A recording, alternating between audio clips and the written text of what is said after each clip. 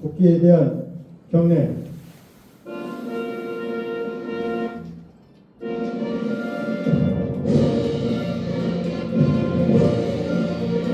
나는 자랑스러운 태극기 앞에 자유롭고 정의로운 대한민국의 무한 영광을 위하여 충성을 다할 것을 굳게 확인합니다.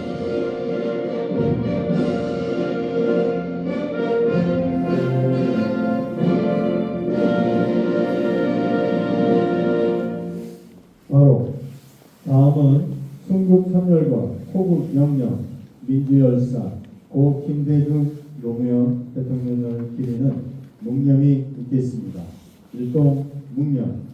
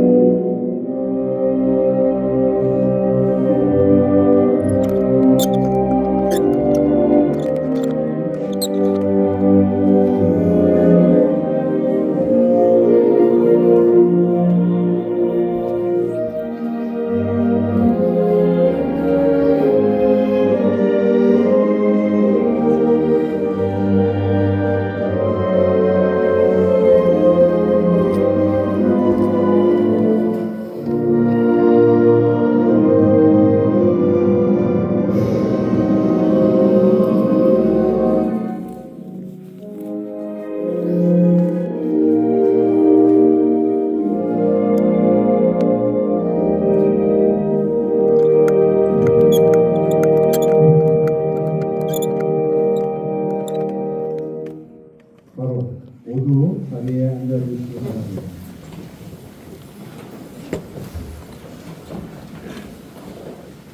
본 행사에 참석해 주신 예빈 여러분을 소개해 드리도록 하겠습니다. 예빈 소개는 이강일 의원께서 직접 해주시겠습니다.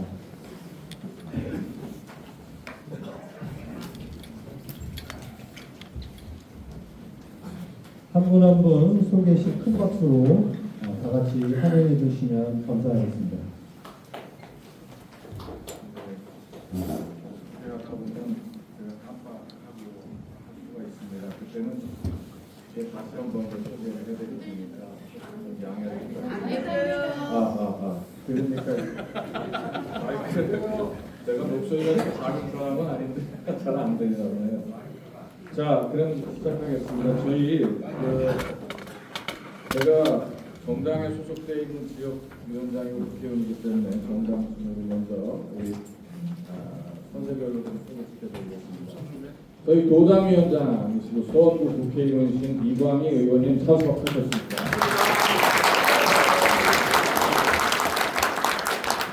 네, 흥덕구 국회의원입니다. 이현희 의원님 참석하셨습니다. 지금 비행기 타고 국내로 첫 행사 참여해 주신 우리 청원구의 송재동 의원님. 요 세 분보다 선수가 하나 위시고 저희들한테 지금 맏형 노릇을 해주고 계시는 중구 3군의 이모선 의원님 참석하셨습니다.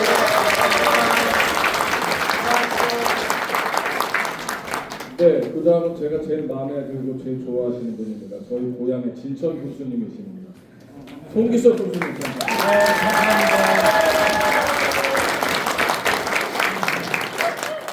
우리 문재인 정부의 청와대 대통령 비서실장을 노영민 국장님 참석하셨습니다. 감사합니다. 네, 전 국회의원이십니다. 이장섭 의원님 참석하셨습니다. 친구가 참 좋긴 한데 제가 여기 써있는 데니까 먼저 하겠습니다. 청주시 의회 의원님들이십니다. 몇 분 같이 소개하겠습니다. 한동순 의원님, 호철 의원님, 김은숙 의원님, 연숙 의원님, 김기동 의원님 참석하셨습니다. 아까 신승호 의원님 얼굴이 있었나요? 네, 저기 있습니다. 죄송합니다. 네. 청주시 노의원 이상식, 박진희 노의원님 참석하셨습니다.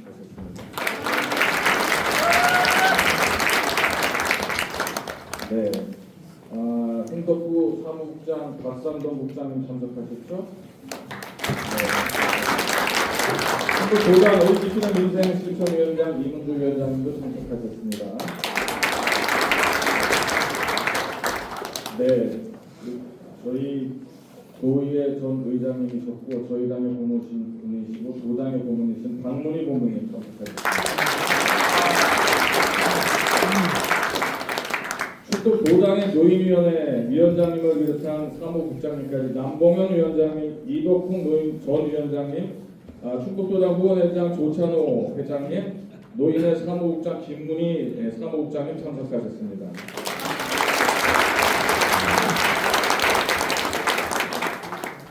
저희 서원구 고문님들도 최정희 고문님, 강선희 고문님 참석하셨고요. 이철호 고문님도 참석하셨네요. 네, 저희 상가구 고문님들입니다. 조부재 고문님, 김준배 고문님, 정한식 고문님, 이수창 고문님, 최유석 고문님, 오칠수 고문님, 전수철 고문님이 이 한 테이블에 앉아 계십니다.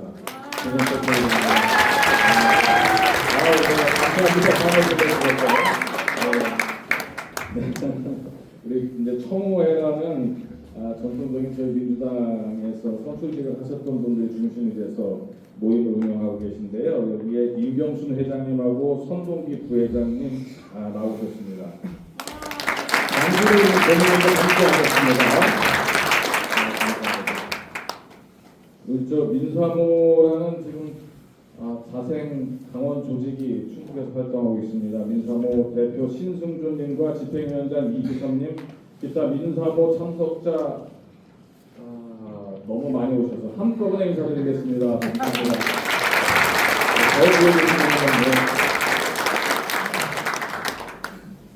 제가 그 당의 보훈 특위를 또 구성해서 운영하고 있습니다. 국회의원이 맨 처음 2명이었는데 지금 5명까지 늘어났거든요.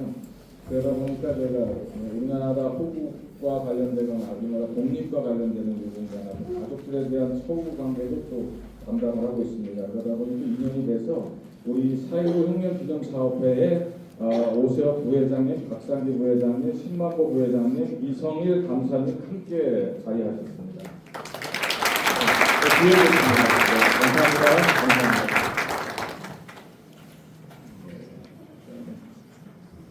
저희 그 증평 체육회장님, 연동석 회장님 참석하셨습니다. 감사합니다.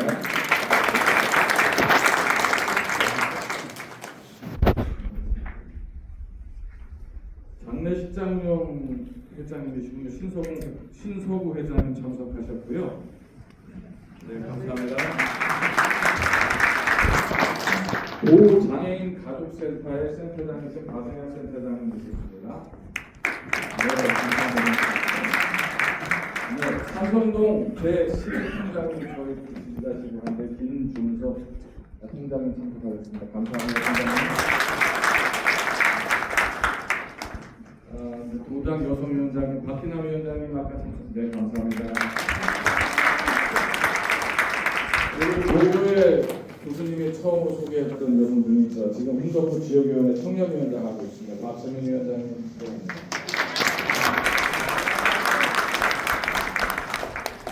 네, 그 지금 교육감 선거에 좀 영향을 내는 열심히 활동하시는 분들이 계시는 것 같습니다. 김준규 체육회 회장님.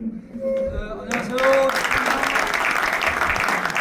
역시 선수들이 미련 있으신 분들 몇 분 더 소개를 하겠습니다. 잘 되시기를 바라겠습니다. 한 분 한 분 제가 직접 못 도와드려 죄송합니다. 전 청와대 행정관, 선임행정관, 유행렬 행정관님 참석하셨고요. 함께 대변인권 대표이신 정지영 대표님 참석하셨습니다.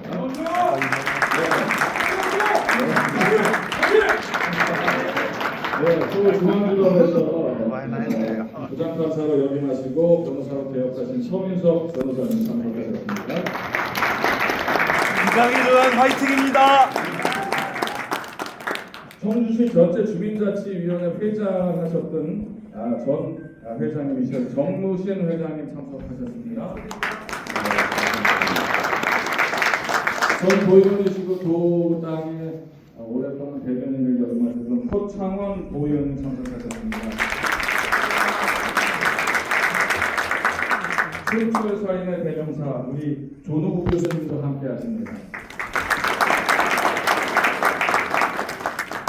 연돈 부위원님 참 제가 했는데 신용한 부위원장 오셨군요. 자, 대통령님도 고맙습니다. 이완의 부위원장입니다.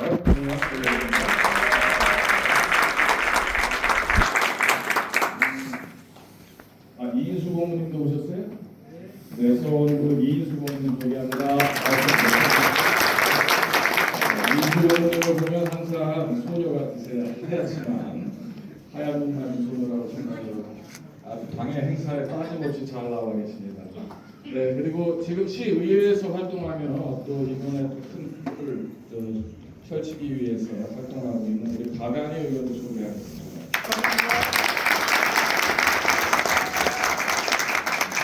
저희 지역에 남희경 의원님도 오신 것 같습니다. 안녕하세요. 네, 서원구 여성위원회 하순애 위원장님, 네, 감사합니다. 행주해 주셨습니다. 충북 장애인 부모회 최경옥 회장님 참석하셨습니다.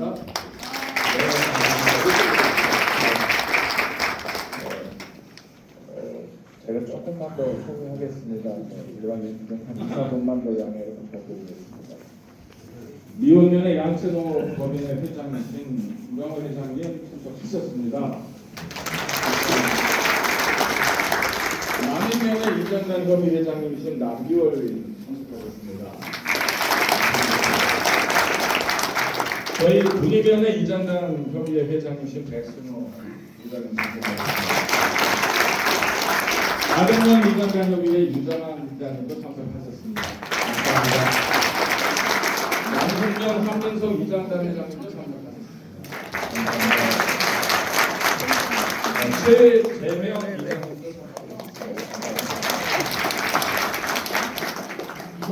홍장표 미호면 이장단 회장님도 참석하셨습니다. 그리고 상당부의 이통장 협의 회장님도 검역하고 있습니다.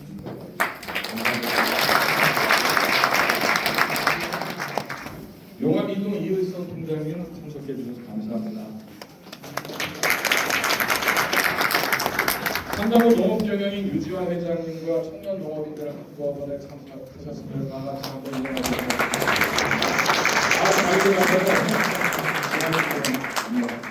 아동면의 한우연구의 이병남 회원님 계시죠? 저기 감사합니다. 용명산동의 김준석 총장님 참석하셨습니다. KBS 아나운서셨던 김우성 아나운서님 참석해 주셔서 감사합니다.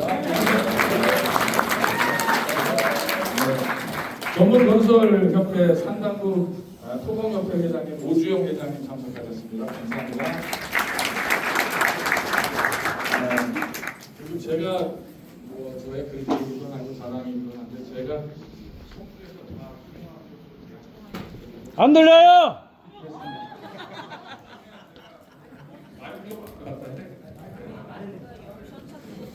네, 접촉 분량인 것 같아요. 접촉 분량이니까 됐습니다. 네, 이게 훨씬 잘 들리죠? 근데 저한테 안 좋은 마이크를 들고 가지고 사회에다가 좀 튀고 싶었는데.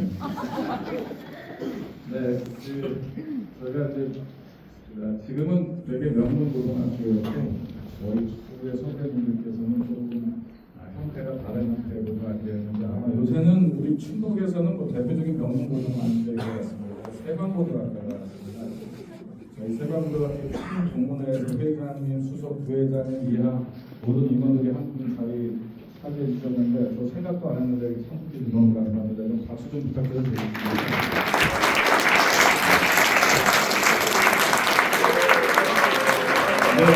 저희 이런 선배님도 여러분들 아실 겁니다. 저기 우리 충북에서 가장 큰 예식장이 아무도 없지 않습니다. CEO, 대표이사시고 사업자이시기도 합니다. 앞으로도 가서 싸게 디스카운트 받고 싶으시면 저한테 부탁하시면 제가 나중에 디스카운트 할 수 있도록 최대한 협조하도록 하겠습니다. 이상 소개를 마치겠습니다. 혹시 부족한 부분이나 빠진 부분이 있으면 저한테 꼭 있어가지고 추적 전해주시고 부탁드리겠습니다. 감사합니다.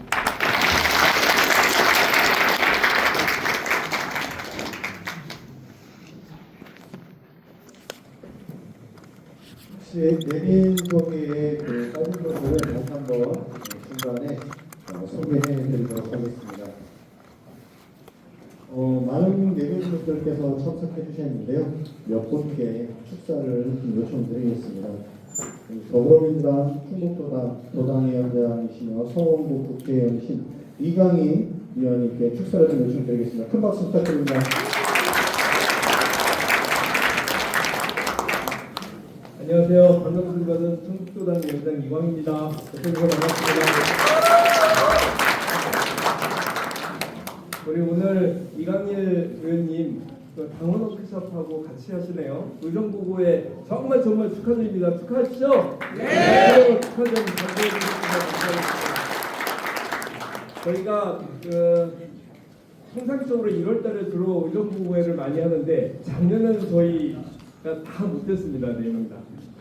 그래서 왜 그러는지 아시죠? 네. 내란을 국하느라고 바빠가지고 의정부회를 못했다가 지금 이제 1년 7개월쯤 임기가 시작이 된지 임기를 한 1년 7개월쯤 했는데 이제서야 전부 의정부회를 하고 있습니다. 우리 이강일 의원님이 이번에 예결위원을 충북에서 유일하게 하셨어요. 그러면서 구조원 시대를 열어제꼈습니다. 다시 한번 충청북도가 도약하는 큰 기로에서 역할을 하셨는데 박수 한번 힘차게 보내주세요.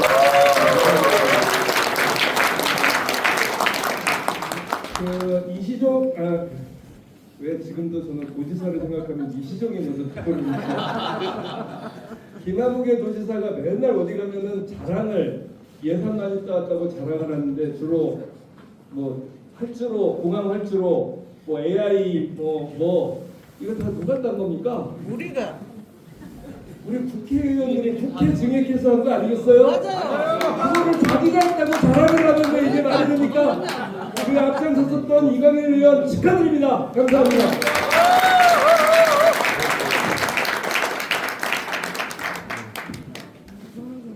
네, 감사합니다.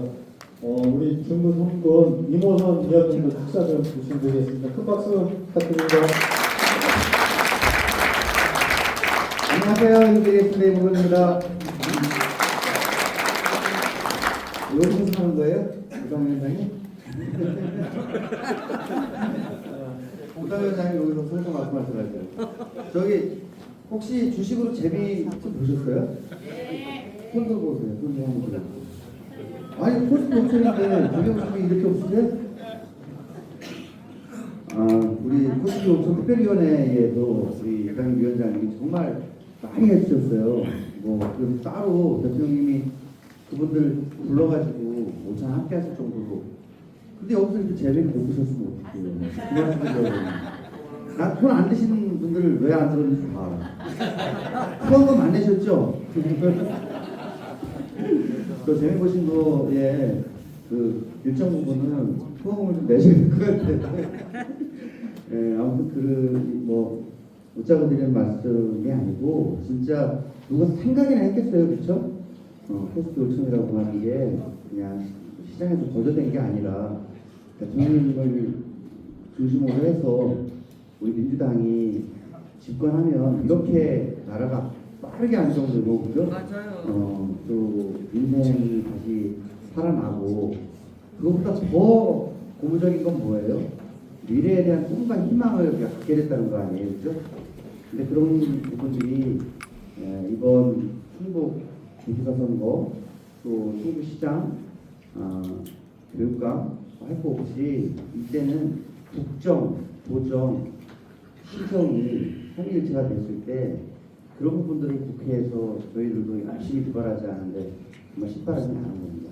이 자리에 함께 해주신 우리 유명한 성당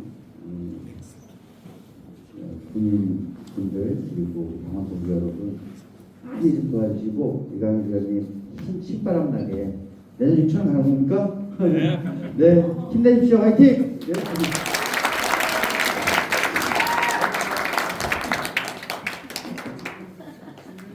네. 네, 신나는 말씀 너무 감사합니다.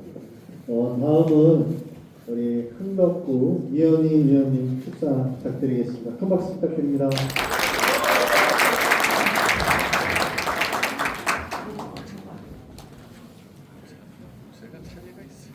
여기 서니까 잘 안 보이는데 이쪽으로 오시면 돼요. 반갑습니다. 옆지역구 흥덕구의 여러분의 국회의원입니다. 반갑습니다. 많이 오셨습니다. 원래 우리 이강일 의원이 이런 분이 아니신데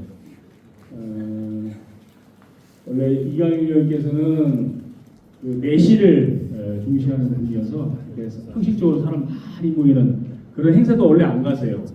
그래서 또 이 335 모임들을 이렇게 또 직접 가서 만나고 오시는데 오늘도 그래서 워크숍으로 준비해서 실제로 상당부에 계시는 당원과 주민분들 중심으로 아마 의정부를 준비했는데 이렇게 많은 분들이 오신 거는 우리 이강일 의원님의 인기 첫 번째 때고 두 번째는 이강일 의원에 대한 관심 때문에 이렇게 많이 오신 걸로 생각합니다. 저는 그 이강일 의원 볼 때마다 두 가지가 떠오릅니다. 사람이 성장하는데 제일 필요한 게 뭐라고 생각하십니까? 많은 분들이 속도를 얘기합니다. 근데 사람이 성장하는데 가장 필요하고 중요한 것은 속도가 아니고 깊이입니다. 그렇지 않습니까? 네. 그리고 또 한 가지, 사람이 성과를 내려면 똑똑한 것도 물론 필요하지만 제일 더 중요한 것은 바로 끈기입니다. 물방울로 바위를 뚫어내는 그런 끈기가 있을 때 성과를 낼 수 있다고 생각합니다. 우리 정치권에 보면은 유행을 쫓아서 철새처럼 날아다니는 사람들이 많잖아요. 근데 깊이와 끈기로 시대를 예측해 나가는 사람이 있습니다. 이 두 가지를 겸비한 사람 누굽니까? 네, 우리 이강일 의원께서는 그런 깊이와 끈기를 겸비한 사람을 생각합니다. 벌써 시간이 별로 되지 않았는데 많은 성과를 냈습니다. 오늘 일정보고서에 보니까 특히 코스피 5천 특기 위원을 하면서 정부가 출범할 때 2,500이었는데 5,000이 됐습니다. 이게 자연스럽게 기한과 저절로 된 게 아닙니다. 당의 대통령과 함께 코스피 5천 특기에서 여러 가지 상법 개정 도시락에서 많은 보이지 않는 노력을 했습니다. 그런 덕분에 체력이 튼튼해져서 코스피가 5천을 돌파했고 유출도 가능하다고 생각되었습니다. 그리고 또 디지털 가상자산에 대해서도 우리 이강일 의원께서 관심이 많고 또 그쪽 분야 매우 전문가입니다. 특히 앞으로 미래에는 그런 디지털 가상자산에 대한 그런 정책과 입법 이런 것들이 많이 필요한데 우리 지역에 그런 전문가가 있다는 것이 매우 자랑스럽습니다. 그런 모든 성과가 바로 깊이와 끈기를 가지고 있는 이강일 의원이 이룬 성과라고 생각합니다. 그런데 그 깊이와 끈기를 다 보여주지 못했습니다. 앞으로 이제 3년 차입니다. 앞으로 5년, 10년이 되면 이강일 의원이 그런 깊이와 끈기로 우리 대한민국의 큰 정치에 큰 거목으로 성장할 것이라고 생각합니다. 그 거목으로 성장하는데 우리 상당부와 청주와 중국에 있는 당원과 도민 여러분께서 그 큰 거목으로 자라날 수 있도록 물을 많이 부어주시고 격려해 주시고 박수를 보내주시기 바랍니다. 감사합니다.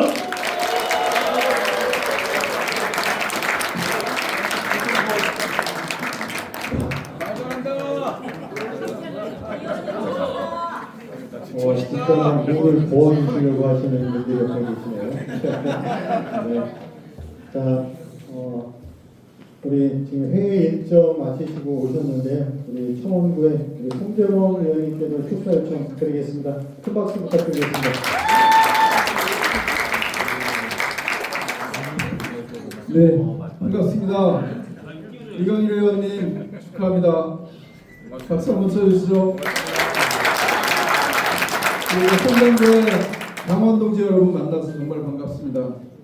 이강일 의원은 자태가 공인하는 민주당의 경제 전문가입니다.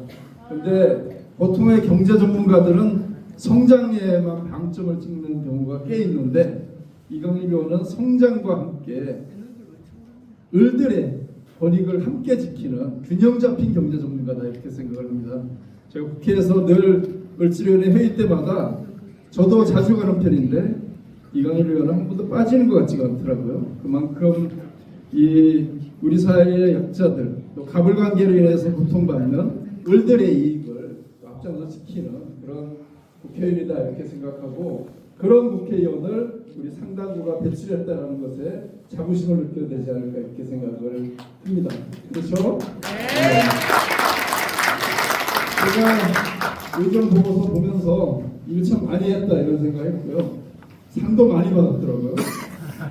네, 2년 연속해서 우리 당에서 주는 국정감사 우수위원상을 받으셨고 그 외에 몇 가지 상을 받았는데 다른 건 뭐 제가 별로 그렇지 않았는데 그 우수 지역위원회 상은 좀 부럽더라고요. 이건 정말 받기 어려운 상이라고 저는 생각을 합니다. 우리 당원들과 소통하고 잘 기반을 다져나가고 그래서 뿌리를 튼튼하게 지역에 우리 당이 내리고 있기 때문에 전 상이다 이렇게 생각을 하기 때문에 굉장히 저는 받고 싶었으나 못 받았는데 이강일 의원이 받아서 제가 좀 배가 아프긴 했습니다. 그러나 진심으로 축하드리고 우리 상당부가 이강일 의원과 함께 더 크게 성장하고 발전하기를 바라겠습니다. 고맙습니다. 네, 감사합니다. 그 우수 지역위원회 상을 받기 위해서 저도 많이 노력했는데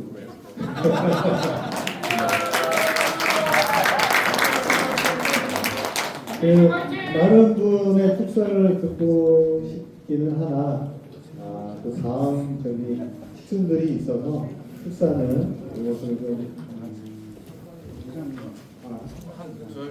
몇 번 더 출마자가 안 되겠고. 네, 알겠습니다. 네, 미안합니다. 자, 그러면 이렇게 축사는 마무리하는 거로 하겠습니다. 다음은 의전 보고 영상을 좀 먼저 보도록 하겠습니다. 2025년 개혁, 아무나 어둠 속에서 빛의 혁명 시대로 탈바꿈한 하나였던 것 같습니다. 이강일 국회의원의 2025년 1년 의전 보고를 영상으로 시청 먼저 하도록 하겠습니다.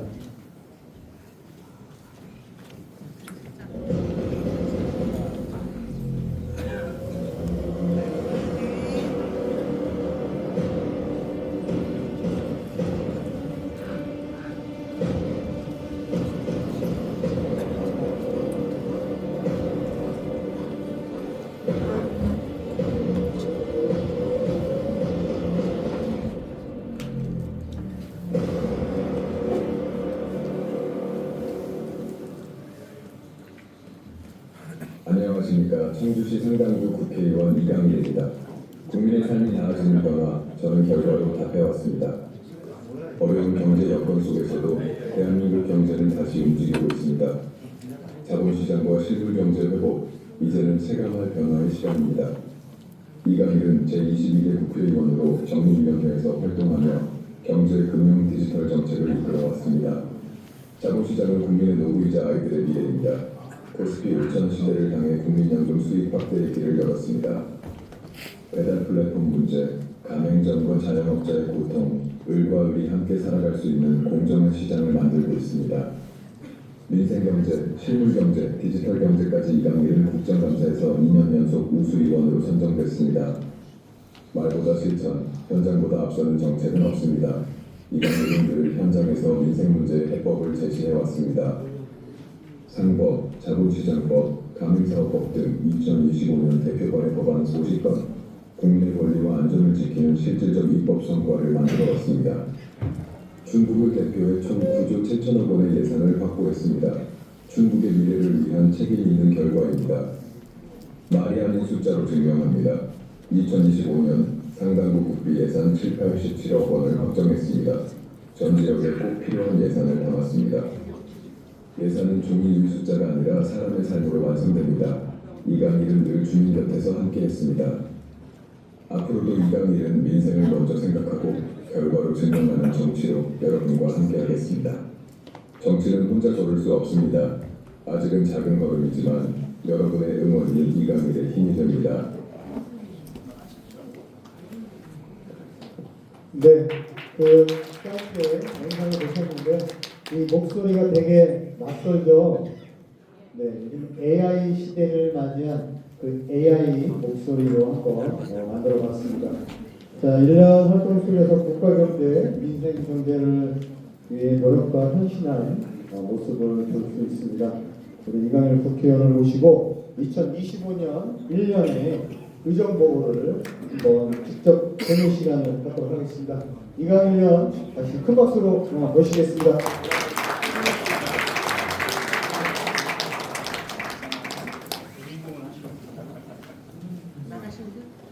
앞에 뒤에 계신 분들은 앞으로 앉으세요. 축하 기념회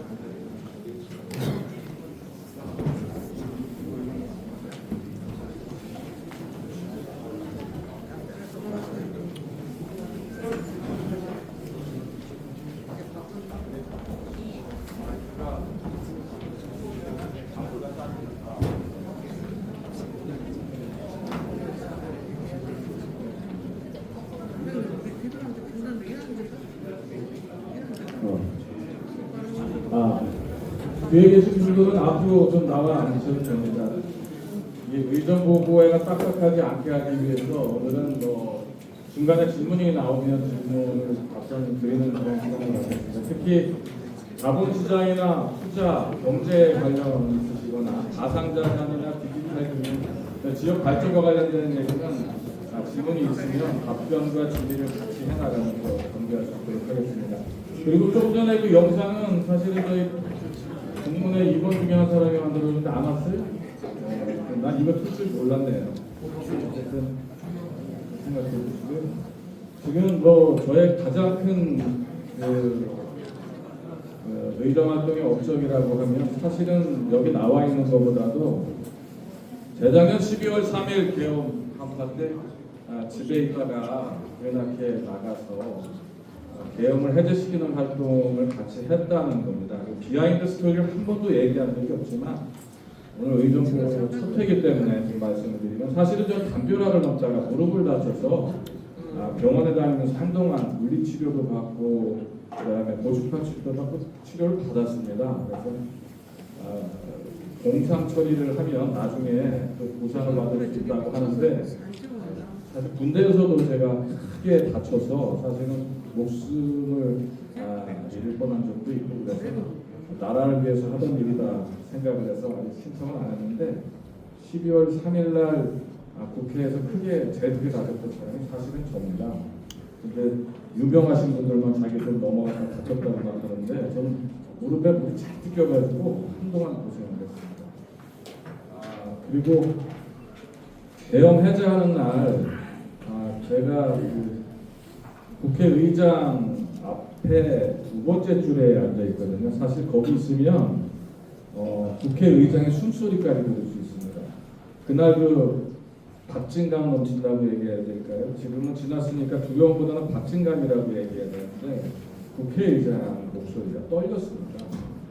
그런데 국회의장이 정말 국립 집안의 후손이라고 할지 모르겠지만 지켜야 될 절차를 정확히 지켜나가는 모습을 보고 정말 용기 있는 사람이다 이런 생각을 했습니다. 그때 동료 의원들 특히 초선 의원 중심으로 해서 아우성이었었습니다. 겁이 나니까 의장실에다 대고 빨리 방망이 두들기라고 하는데 의장이 한 얘기가 저들의 무도함과 싸우는데 절차적 민주주의가 훼손되면 우리가 돌이킬 수 없는 상황이 될 수 있다 해서 유리창 깨고 이제 국회로 진입을 막 하고 있는 상황인데도 그 기간을 초단위까지 계산해서 시간이 오버됐다고 생각하는 그 시간에 이제 시간이 다 됐으므로 표결에 임하겠습니다. 하고 이 계엄에서 표결을 할 겁니다.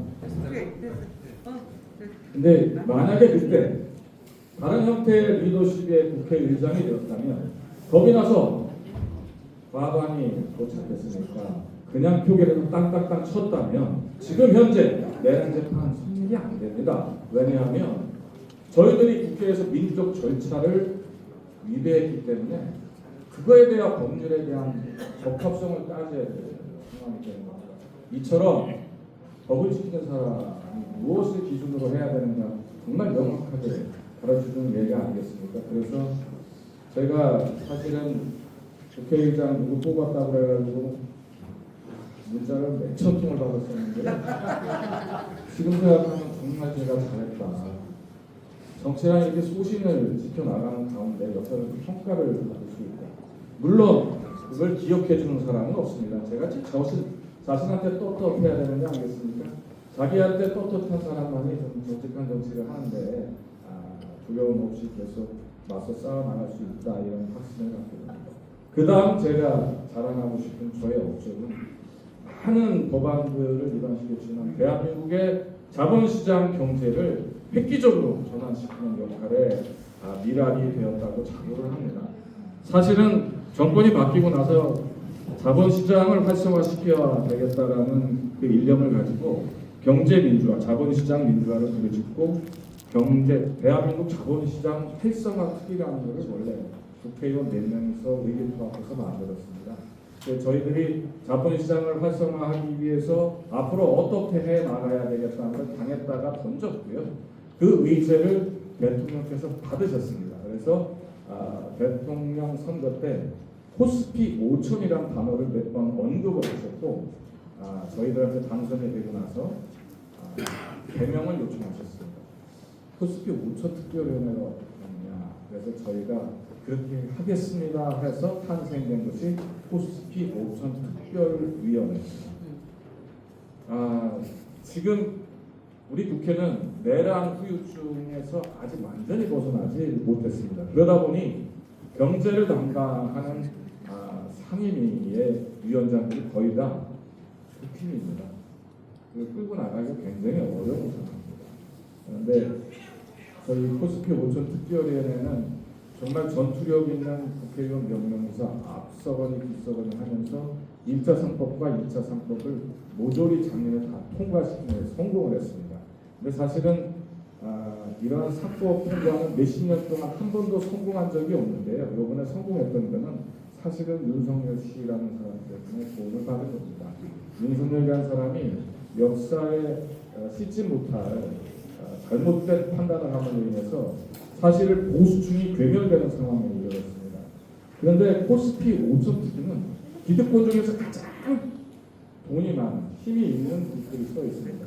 기업들의 오너들이 다 이 상법 개정을 극구 반대하고 그리고 대한민국의 언론을 움직이는 90%의 힘이 바로 돈이기 때문에 이들을 그동안 싸워 이길 수 없었습니다. 그런데 계엄 사태가 터지면서 이 연결고리가 굉장히 느슨해진 겁니다.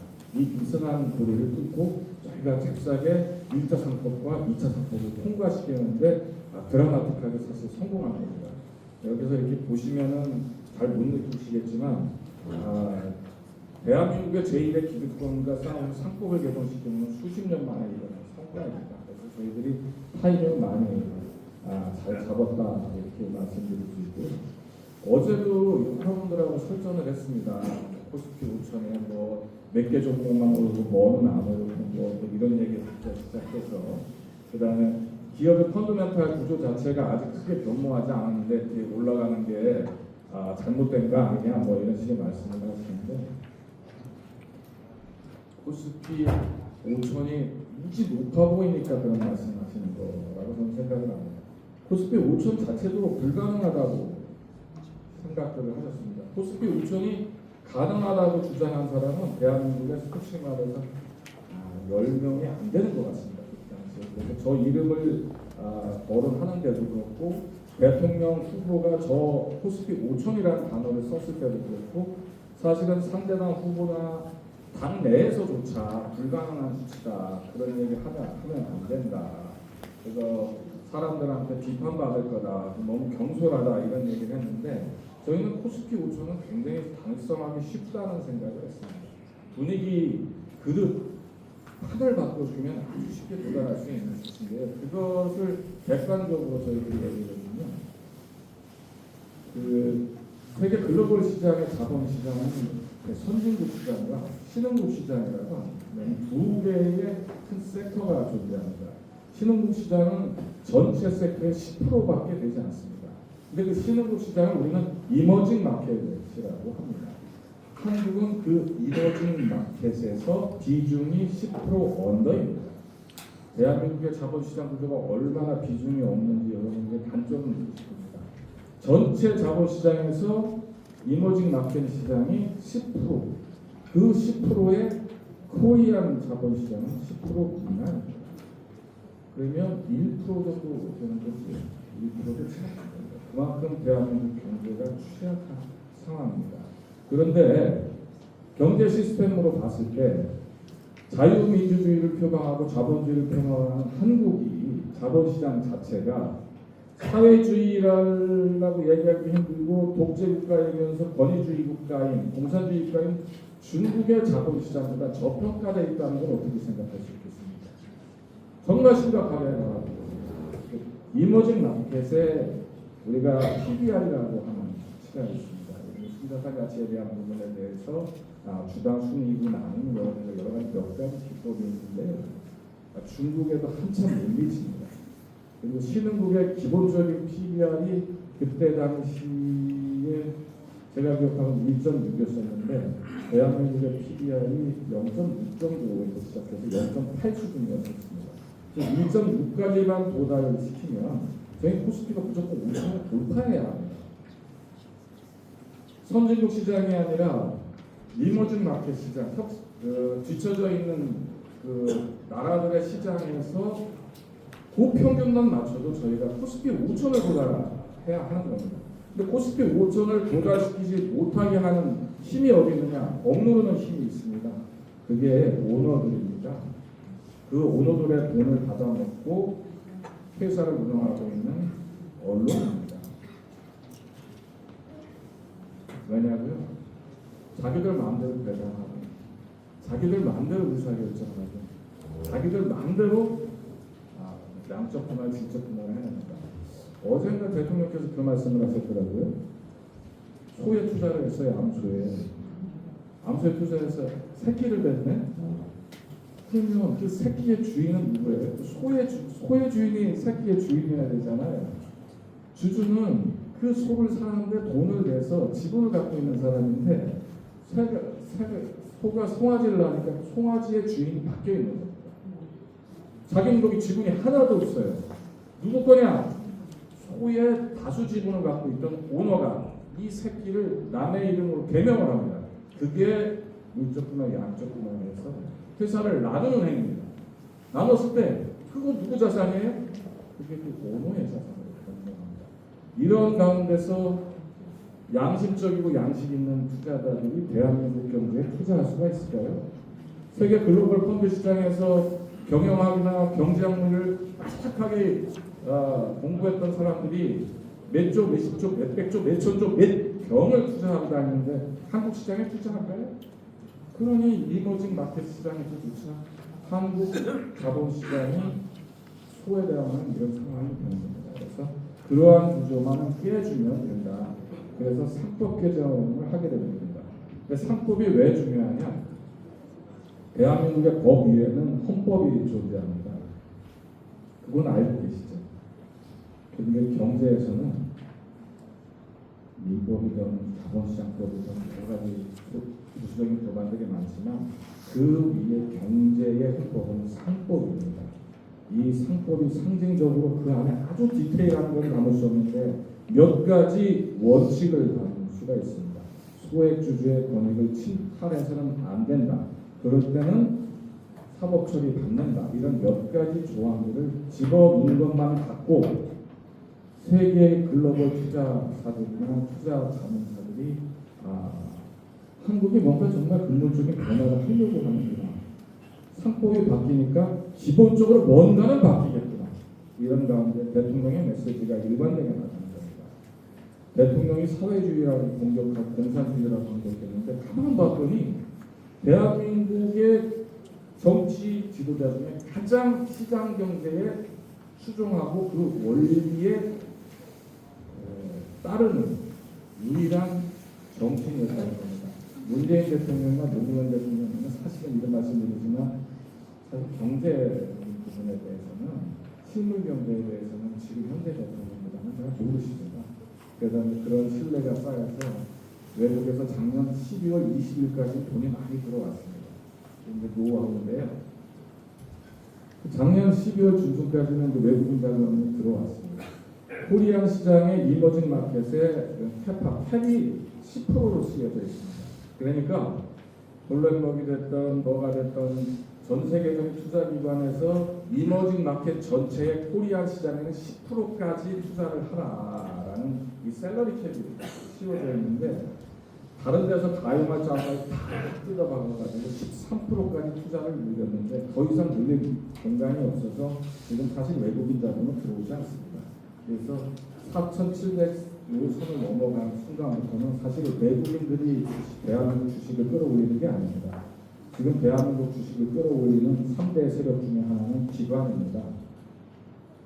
여러분들께서 이 주식시장을 이렇게 보시면 투자 주체별 매매 동향이라는 것을 보면 개인이 많이 샀나 외국인이 많이 샀나 기관이 많이 샀나를 볼 수가 있어요. 작년 12월 20일 이후로는 기관만 삽니다. 외국인은 그냥 셀러캡에 묶여서 사지도 팔지도 못하고 샀다 팔았다 이것만 하고 있고 개인들은 좀 많이 팔았습니다. 그런데 노하우 여기서 그러면 기관이 무슨 돈이 있어서 주식을 사죠? 기관이 사는 돈은 개인이 예치하는 돈입니다. 개인 때문에 사실은 주가가 오르는 겁니다. 그런데 왜 기관이 사는 것처럼 보이느냐? 투자 패턴이 바뀌셨어요. 옛날에는 대리들이 소액 투자자분들이 자기가 직접 특정 종목에다 몰빵을 해요. 한두 종목이나 서너 종목에다가 자기가 막 임의로 투자를 하거든요. 그런데 그러다 보니까 학습 효과가 생기는 겁니다. 왜?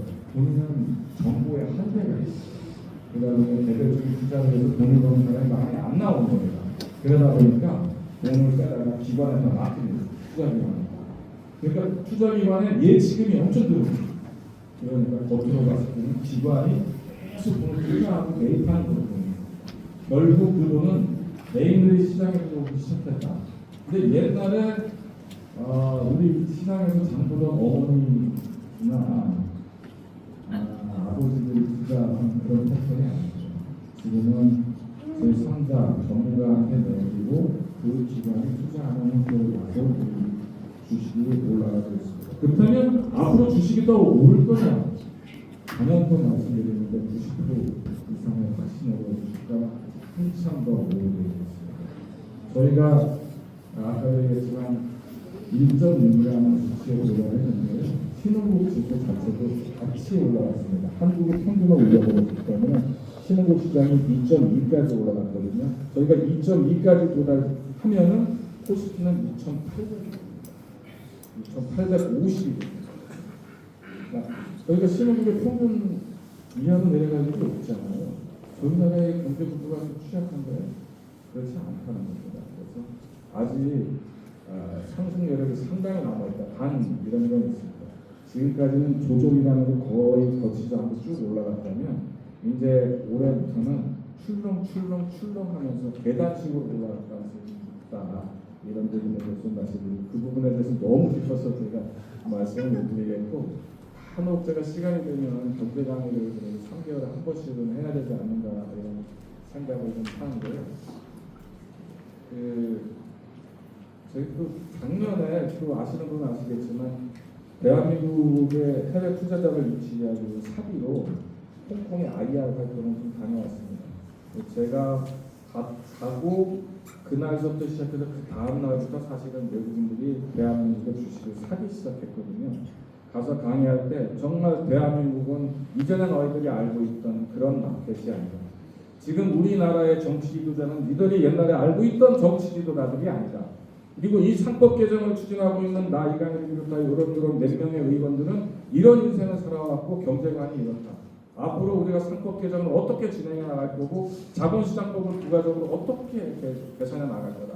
그것뿐만이 아니라 우리나라의 국민연금을 어떻게 해서 스튜어십법을 강화하고 한국거래소에서 어떻게 밸류업 시스템을 가져가 나갈 건지 우리가 이러한 생각을 갖고 있다 하는 데서 질문을 굉장히 많이 받았습니다. 그래서 제가 미팅을 20회를 넘게 했거든요. 그런 가운데 확신도 있었고요. 거기서 결정적으로 갔다 오고 나서 조금 있다가 대통령께서 미국에 가서 전 세계에서 가장 큰 투자를 기관인 블랙너 대표를 만나서 투자를 유치할 것을 강권을 했고 그것이 또 받아들여야 되기 때문에 대한민국 자본시장에서는 그런 식으로 분위기가 좀 많이 바뀌어 있습니다. 이거 말고 제가 여기 국민연금 수입 이거는 제가 설명을 좀 드렸었는데 이해하시나요? 주식 투자하시는 분들한테 이익을 드리기 위해서 사실은 자본시장을 활성화한 건 아닙니다. 부가적으로 여러분들이 투자하시는 분들이 서비스를 얻는 개념이고요. 이제 조금 더 말씀드리면 주식은 모든 주식이 오르지 않습니다.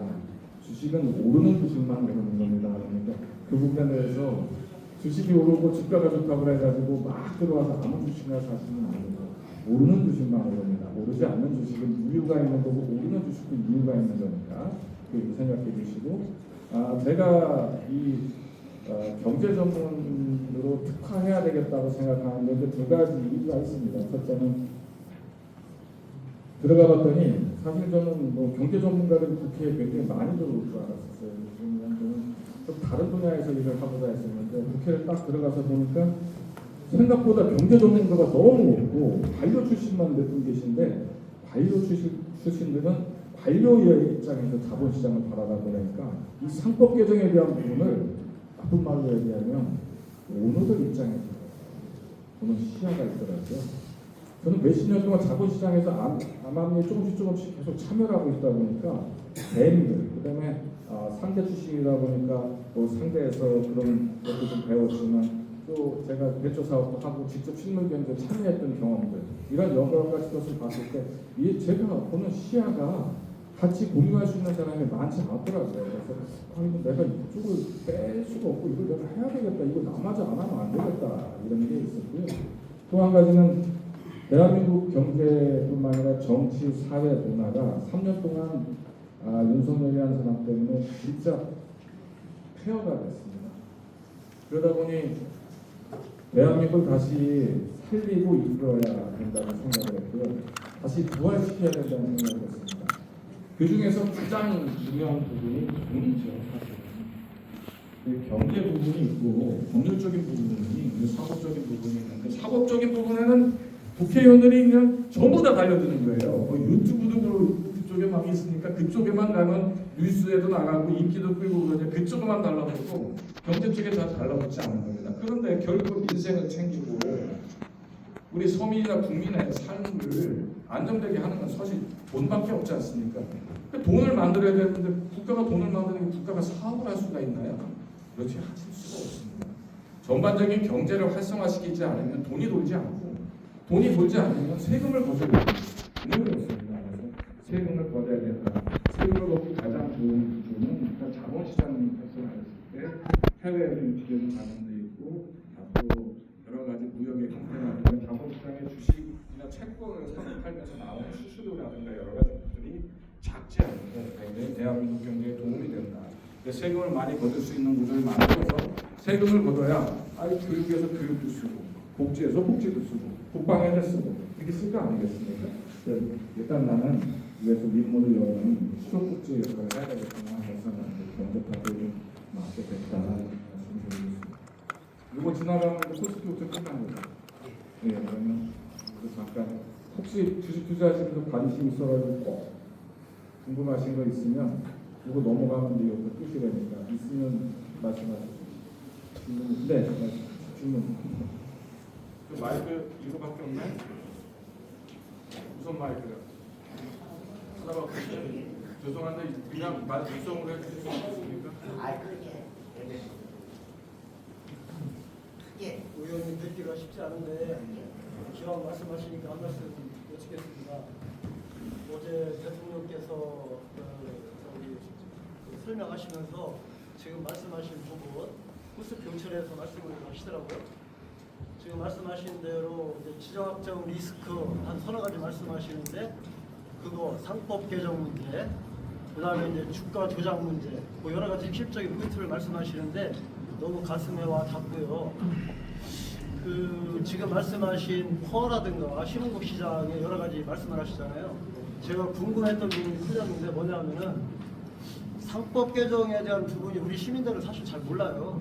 바깥 내용도 잘 모르고 그러는데 한 가지 확실한 거는 인적 분할, 그 양적 분할, 그 소가 새끼를 낳으면 누구 거냐의 문제가 핵심인 것 같은데 이번에 개정된 것이 지금 이제 이렇게 해서 오는데 저희들은 아니 상법 개정 내용도 잘 모르고 일은 하시지만 뭐 2천 얼마에서 5천 올랐다는 게 믿기지가 않을 정도로 뭐 모든 국민이 이렇게 느낄 겁니다. 근데 그것이 어떻게 국민들이 알아서 단시간 내에 2,500에서 올랐을까 하는 부분이 지금 얘기한 그 외국인 투자 13%라든가 뭐 기관 투자 쪽에서 했다니까 이해가 좀 가는 것 같습니다. 그래서 국민들이 그런 걸 알 때는 좀 시간이 걸릴 텐데 그거에 대해서 명확하게 좀 이해를 한 것 같고요. 이해가 되고요.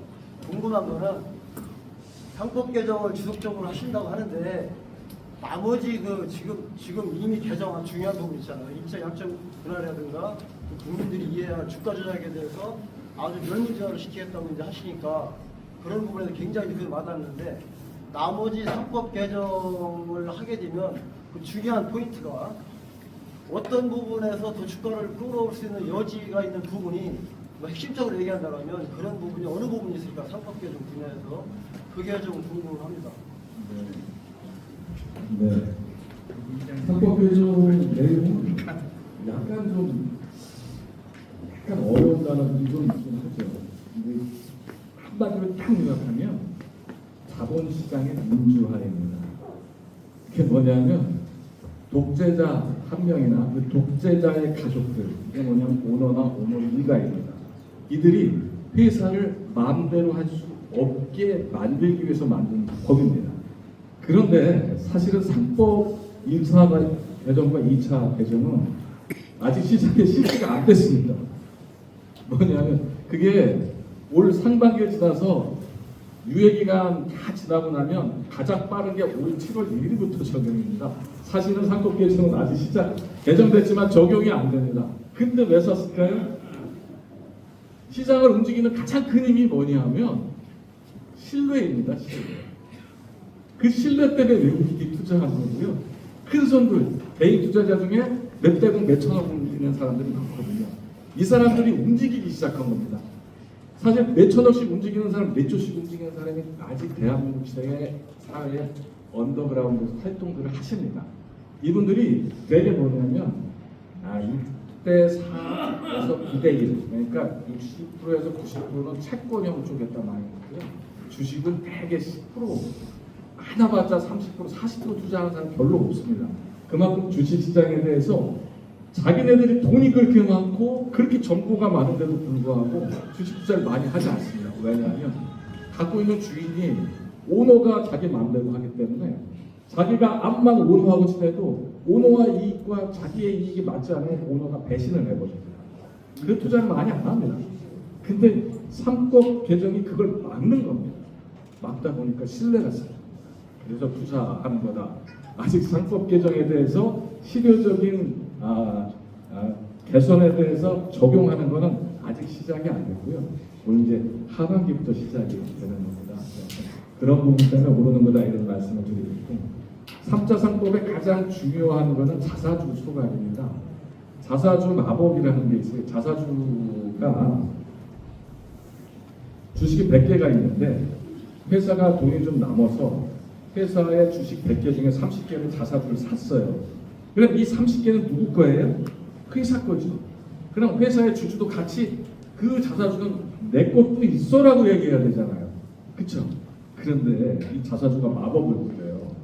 회사에서 물적 분할을 할 때 주주총회를 통해 가지고 빵빵빵 쳐야 되잖아요. 이 30%가 누구 편을 들어요? 오너를 편을 드는 방향으로 사용을 합니다.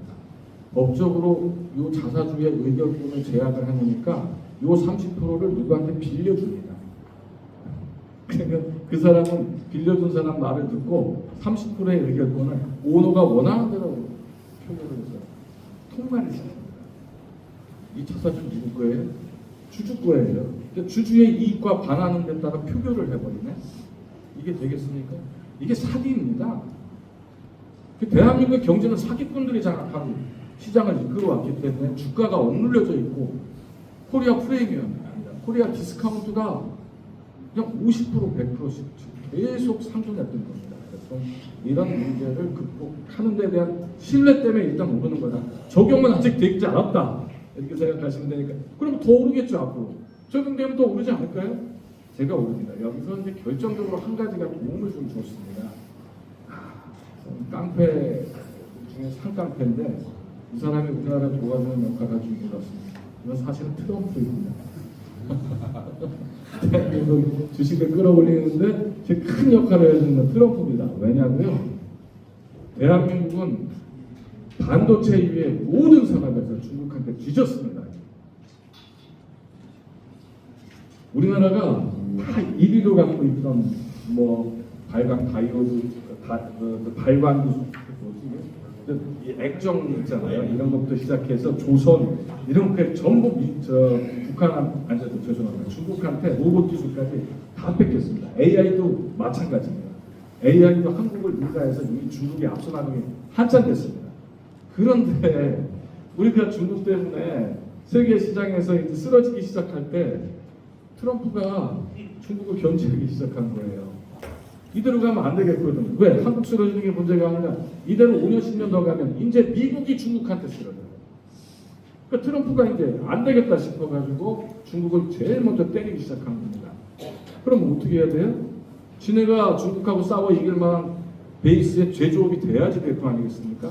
이제 미국의 모든 제조업 베이스가 다 망가졌습니다. 자동차까지. 어디에 있어요? 있다 보니까 거의 다 한국에 있는. 그래서 중국을 압박하는데 그리고 미국을 다시 재건하는데 한국의 도움 없이 불가능합니다. 그 혜택을 저희 나라가 지금 보고 있는 겁니다. 그래서 사실은 트럼프가 저희한테도 깡패짓 많이 하는데 사실 내심 저는 깡패짓을 많이 해도 우리나라에 도움만 준다면 그거 아니겠습니까? 힘센 놈이 나를 괴롭히는 놈들, 나를 억압하는 놈들 계속 때려주고 있으니까 내가 얼마나 행복해요. 어떡하겠습니까? 이거는 사실은 인류의 정의하고는 관련이 없습니다. 하지만 국가를 책임지고 있는 사람으로서 아니면 저도 정치하는 사람으로서 국익 우선주의 아니겠습니까? 대한민국이 잘 되게 해주면 트럼프한테 박수 쳐줘야죠. 맞죠? 저보고 중국 사람들하고 친하다고 가다 보니 막 욕하고 그러는데 제가 중국 사람 아는 사람 하나도 없어요. 그래서 조카 중에 한 사람 지금 저기 미국에 가가지고 의대 다니는 친하다고 해서 미국에서 친하게. 저희 정부 이재명 정부는 친미 정부입니다. 대통령의 의지가 확고부동합니다. 미국하고의 단위 조약뿐만 아니라 한미 동맹을 끈히 해야 된다는데 이견을 낼 수가 없습니다. 중국은 굉장히 위험한 국가예요. 솔직히 말해서 이런 얘기도 들어가면 제가 중국 방문할 때 굉장히 문제가 되긴 하는데 그거는 옆에 사는 나라가 더 위험할 수가 있기 때문에 더 그렇습니다. 어쨌든 그런 부분에 대해서도 말씀드릴 기회가 있어서 오늘 말씀드립니다. 오늘은 제가 의정부에 한다니까 여태까지 제가 이런 강의도 안 하고 깊게 얘기 안 했잖아요. 오늘 제가 얘기 좀 해도 되는 거죠? 네. 감사합니다. 얘기할 게 더 많이 남았었는데 이제 질문이 그거 있어서 답변은 좀 됐어요? 네. 감사합니다. 이거는 너무 지금 안 되니까 일단 넘어갑시다. 다른 거 질문 혹시 없으시죠? 또 있으시면 지금 하셔야 돼요. 넘어가는. 자, 경제를 얘기하면 또 디지털 자산 얘기 안 하죠. 잘 모르시죠? 근데 이게 아시는 분들은 되게 비트코인이나 이더리움 떠올리시는데 그거 아닙니다. 차원이 다른 얘기인데요. 응? 의정보고 시간이 이렇게 짧았어요?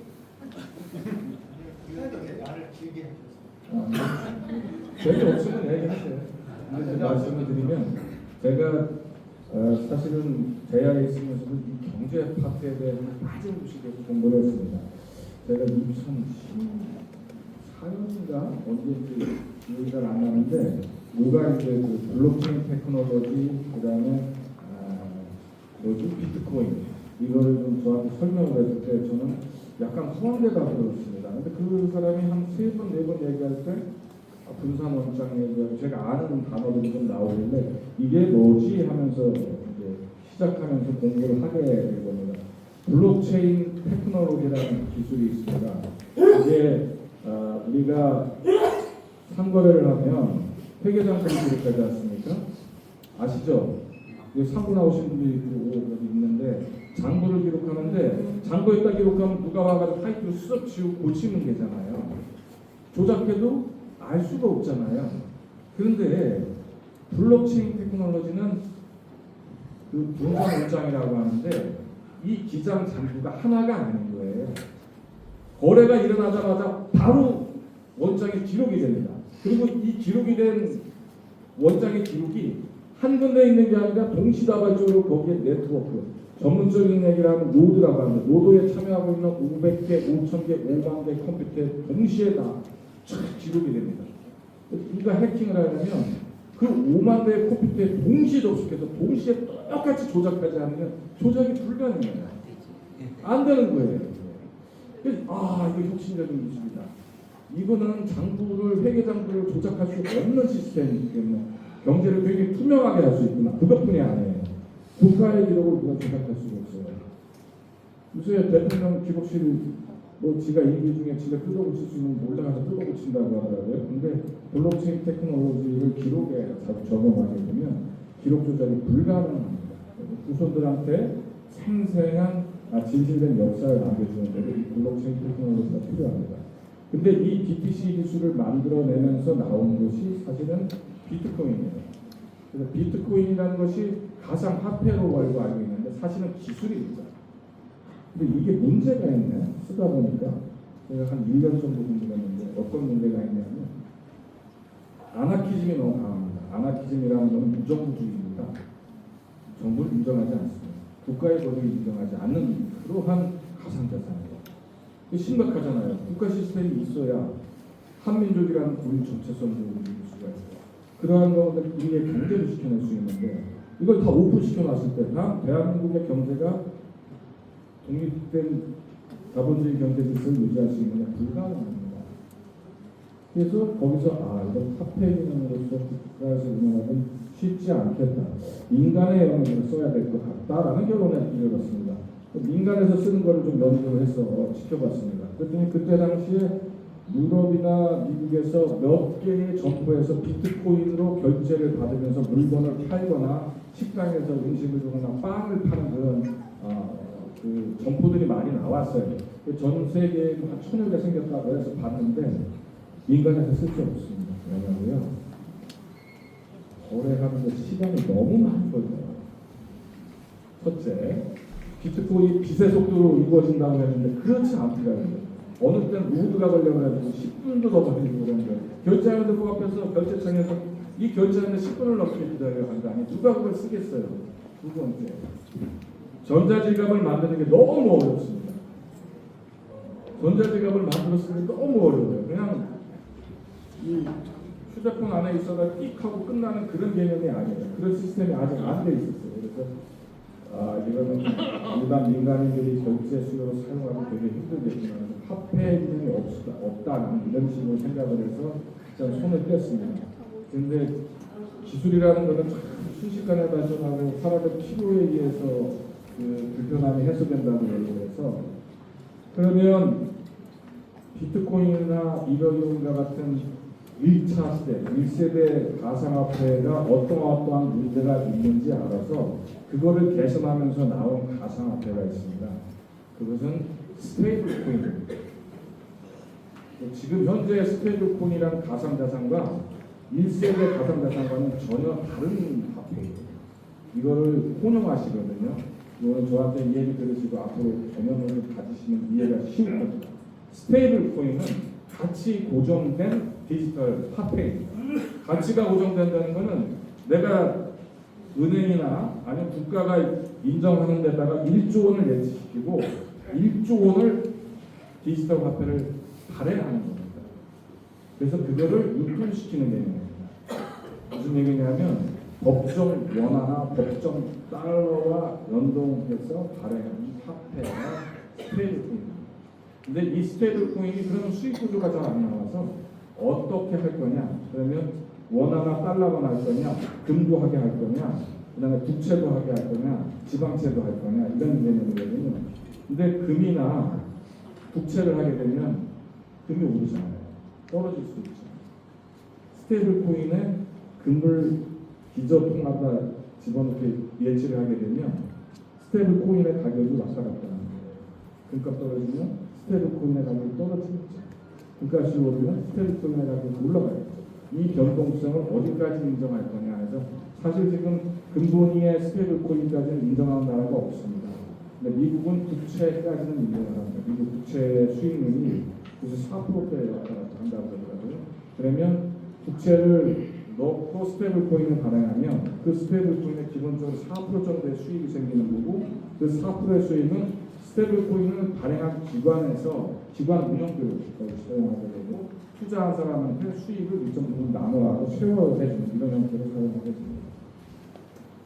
근데 이 디지털 자산을 왜 손을 대야 되느냐? 레거시, 전통적인 금융은 지금 현재 보시는 것처럼 원화로다가 종이로 되어 있거나 크레딧 카드로 되어 있습니다. 그런데 AI 시대가 왔습니다. AI가 뭐다라고 규정하실 수 있으신 분 있으세요? AI 데이터와 프로그램이 합성된 산물입니다. AI는 제대로 된 데이터가 축적되지 않으면 절대 좋은 AI가 나오지 않습니다. 좋은 데이터를 축적해야 좋은 AI가 생산됩니다. 그런데 좋은 AI를 만들기 위해서는 데이터만 족하서는 안 됩니다. 이 데이터를 어떤 방식으로 조합해서 빨리빨리 내놓느냐거든요. 그건 프로그래밍의 힘이에요. 그래서 AI는 데이터 플러스 프로그래밍입니다. 이것이 AI 시대의 요체입니다. 이 AI가 실무에 적용됐을 때 이게 뭐라고 하죠? 뭐 무슨 AI? 뭐라고 하는데? 그렇죠. 이게 피지컬이에요. 그러니까 AI를 피지컬하게 적용시키면 피지컬 AI가 되는 겁니다. 그러니까 AI의 요체는 조금 전에 말씀드렸죠. 데이터 그리고 프로그램이다. 그렇다면 AI 시대의 일반 화폐가 대응이 잘 될까요? 잘 안 됩니다. AI는 본인이 생각을 해서 본인이 결제를 해야 되는데 프로그램으로 결제를 해야 돼요. 이러한 경우의 수에는 얼마고 이러한 경우의 수는 얼마고 이러한 경우의 수는 얼마야 할 때 들어가는 게 디지털 스테이블 코인이 바로 프로그램 화폐입니다. 프로그램 AI와 프로그램 화폐가 있어야 이게 프로그램 AI 시대의 화폐로 재기능을 하게 되는 겁니다. 그래서 이 스테이블 코인 디지털 자산이 빨리 대한민국에 정착이 돼야지만 AI 시대에 능동적인 대한민국의 디지털 경제를 만들어낼 수가 있습니다. 이 생태계를 조성하는 데 뒤처지면 어떻게 되느냐? 다른 나라의 스테이블 코인 대한민국에 들어가요. 우리나라 국민들이나 우리나라 기업체가 다른 나라의 달러 스테이블 코인이나 미국 국채 기반의 스테이블 코인을 쓰기 시작했다 한 번 익숙해지면 사람은 못 바꿉니다. 그렇게 됐을 때 대한민국의 금융과 자본시장의 경제 질서가 또 한 번 크게 종속되는 상황으로 갈 수가 있기 때문에 제가 이걸 하는데 문제가 있습니다. 국회의원 되고 나서 이거를 계속 진행을 하는데 전부 관료들 중에 행정고시 그렇게 많은 패스하고 몇십 년 동안 한 사람이 이 전문가가 없는 거예요. 그냥 공무원들도 이때부터 공부를 하기 시작하는 겁니다. 그래서 외부의 전문가들 끌어들여가지고 계약으로 하고 그래서 지금 부야부야 가고 있는데 이제 여기서 또 기계에 대한 문제가 좀 생깁니다. 기본적으로 레거시했던 전통적인 금융시장에서 활동하고 있던 금융권이 반대를 한 거예요. 왜냐하면 결제시장의 수익 구조는 누가 갖고 있어요? 전부 은행이 다 갖고 있어요. 근데 이게 생겨가지고 은행들이 이거를 주도권을 뺏기게 되면 자기네 수익에서 굉장히 중요한 부분이 남한테 넘어가요. 그러다 보니까 금융계에서 이 부분은 자기들만 하거나 아니면 오히려 지금 방어하고 방해하고 있는 그런 상황입니다. 이 부분에 대해서 혹시 지금 이거는 굉장히 좀 어려운 문제예요. 또 있을 때 저희 오늘과 끝내시겠습니다.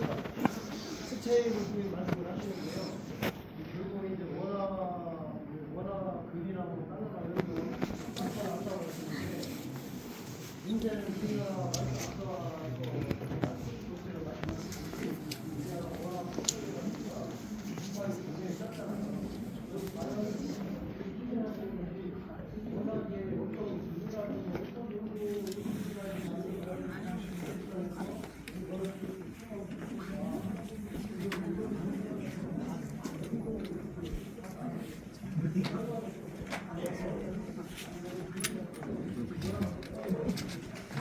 거기 안 담아지면 없어.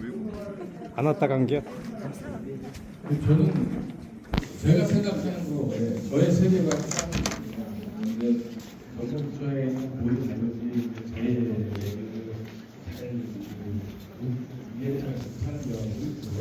내가 지금 다른 방향으로 바라보니까 안 받아들이는 거 이런 겁니다. 고생하셨습니다. 내가 1조 원을 발행하려고 하면 자본금이 500억 있다.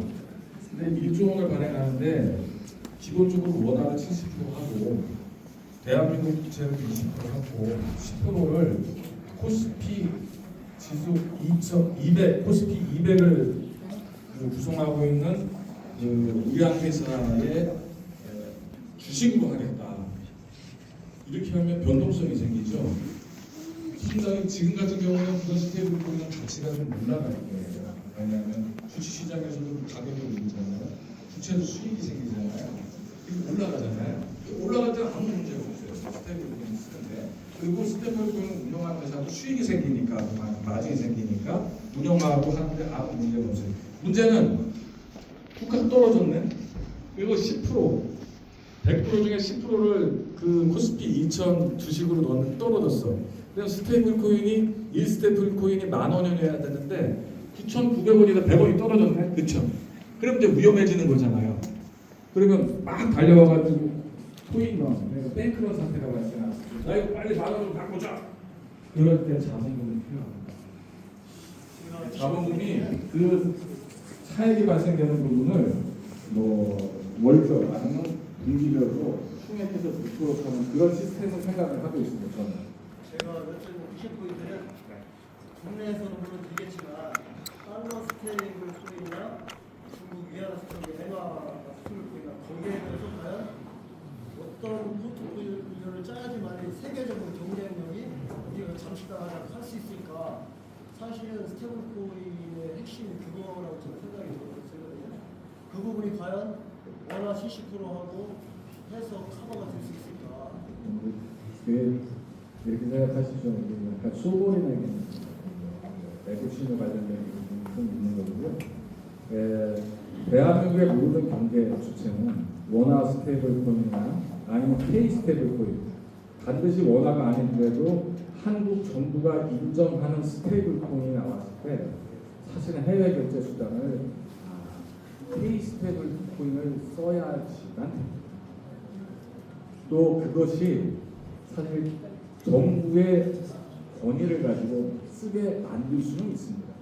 또 한 가지 우리나라 국민들이 그걸 쓰게 하는데 대한민국은 전 세계에서 가장 선언적인 경험을 갖고 있습니다. 자, 우리 인터넷 노인분들 다 아시고 공무원님들도 사실 익숙하고 휴대폰 하면서 카톡 다 아세요. 그걸 누가 가르쳤어요? 정부가 가르쳤어요. 언제 가르쳤어요? 20년대에서부터 시작해서 몇 년 동안에 동사무소나 아니면 어디 사회단체 지원금 줘가지고 컴퓨터 가르치면 다 했잖아요. 정부가 시대에 그렇게 어렵거든요. 스테이블 코인도 쓰려면 전자지갑 만들어야 돼. 전자지갑 쓰는 법 배워야 되고 몇 가지를 배워야 되잖아요. 그런 부분에서 대한민국은 전 세계에서 최초로 그런 것을 실행해본 선언적 경험이 있습니다. 그래서 국가가 정책적으로 우리가 스테이블 코인, 디지털 경제를 전 세계의 선도적인 국가를 만들어야 되겠다 하면 대한민국은 가능하다는 걸 말씀드리고 싶은 겁니다. 그래서 외국에서 스테이블 코인이 들어왔을 때 대한민국에서 그걸 어떻게 반환하느냐, 못 들어오게 막는 것이 중요한 게 아니고 우리 것을 공고에 얼마나 빨리 구축하고 해외에 결제하는 시스템에서도 K 스테이블 코인이 얼마나 빨리 쓰여지게 할 거냐, 이 문제가 정책적으로 판단하고 밀어붙여야 된다, 이런 말씀입니다. 네, 질문이 하나 있습니다. 네. 미국에서 이제 지니어스 액트를 발의하지 않았습니까? 그래서 네. 어차피 대한민국 스테이블 코인을 활성화를 시키려면 어차피 미국 채권이나 미국 달러에 패깅을 시켜서 운영을 해야 될 것 같은데 말씀하신 그 통화 주권이랑 좀 연관해서 좀 방향성이 지금 정확히 다른 것 같지 않더라고요. 디지털 정치법이. 저는 이제 궁금한 게 아까 얘기하신 대로 이거를 얼마나 빨리 미리 저희가 한국이 준비해서 활성화를 시키느냐의 핵심은 사실 뭐 삼성이나 네이버 같은 그런 그 IT 기업들을 좀 이용해서 스테이블코인을 좀 활성화시켜서 어떻게 보면 약간 싱가포르나 두바이가 하고 있는 그 금융의 중심을 한국으로 끌어오는 게 더 맞지 않나라는 생각을 하는데 의견이 어떠신지 좀 궁금합니다. 혁신의 입장이시죠. 네. 혁신가로서 국경을 뛰어넘는 수익 구조를 갖고 싶고 주도권을 갖고 싶다는 지금 말씀하시는 건 맞습니다. 그런데 전통적으로 국가를 운영하는 데 있어서 되게 중요한 부분이 M2 통화량입니다. 근데 스테이블 코인은 사실은 또 다른 화폐의 기능이 되는 겁니다. 그래서 스테이블 코인에 대한 부분에 대해서 국가의 통제력을 상실하게 되는 순간에 국가는 경제 시스템 내에서 통화량 조절이 불가능에 가까울 수가 있습니다. 이 부분에 대한 생각을 해야 돼요. 그래서 대한민국의 경제 수준에서 혁신 기업, 특히 디지털 경제를 세계 선도국가로 만들기 위해서 먼저 치고 나가는 것도 가능하고 좋은 방향이긴 하지만 사실은 그 문제가 잘못 전개가 돼가지고 대한민국의 금융 주권이라든가 통화 주권에 대한 문제에서 심각한 문제가 발생되면 나라는 통제 불능에 빠집니다. 그래서 많은 걸 얻겠지만 잘못되면 전부 다 잃어버릴 수 있는 리스크를 우리가 극복할 수 있다는 확신이 없으면 할 수가 없습니다. 국가는 그런 리스크를 가질 수가 없어요. 그래서 조금 더 크진 않지만 안정적인 수준에까지 어디까지를 인정을 해서 그 스테이블 코인이나 가상 디지털 자산 시장을 열어야 될 거냐는 정책적 판단이 지금 100% 합의가 안 되는 겁니다. 거기서 제일 합의가 안 되는 거는 두 부류 때문에 그래요. 하나는 한국은행과 레거시 금융 회사들, 은행들이죠. 이 그룹과 혁신그룹들, 이 두 그룹이 자기 입장들을 양보를 안 해요. 제가 하나 화두를 던졌잖아요. 페이스북에 나올 거예요. 여러분들의 싸움을 보여주는 건 국민들이다. 여러분들의 논리에 소버린이 없고 국민이 없다. 당신들의 이익만 얘기하고 있잖아요. 지금 그렇잖아요. 이 당신들의 주장에서 국가라는 존재 자체의 안정성, 발전성, 그 다음에 국민들한테 어떤 베네핏을 줄 건지 얘기를 해야 됩니다. 그래야 국민들이 설득해야지. 너희들 다 좋다고 얘기하는데 또 그랬을 때 우리 국민들은 당장 어떤 효용이 있어? 우리 주머니에 뭐 들어와? 이걸 얘기 안 하면 못 하잖아요. 그리고 국가 경제에서 통화 주권과 관련돼서 국가가 위험하지 않다라는 것을 어떻게 증명하는 거예요? 그런 부분이 증명이 안 되는 국가는 할 수가 없어요. 그게 가장 중요해요. 답변 좀 됐어요? 이건 아까 송재봉 의원이 얘기하는데 송재봉 의원은 또 을지로위원회 저보다 덜 나오는데 당연히 저는 빠진 적이 없는데 뭐 인생은 따로 챙기려고 열심히 노력을 했습니다. 뭐 다 작은 것들은 아니고 지금은 좀 가장 큰 문제가 쿠팡입니다.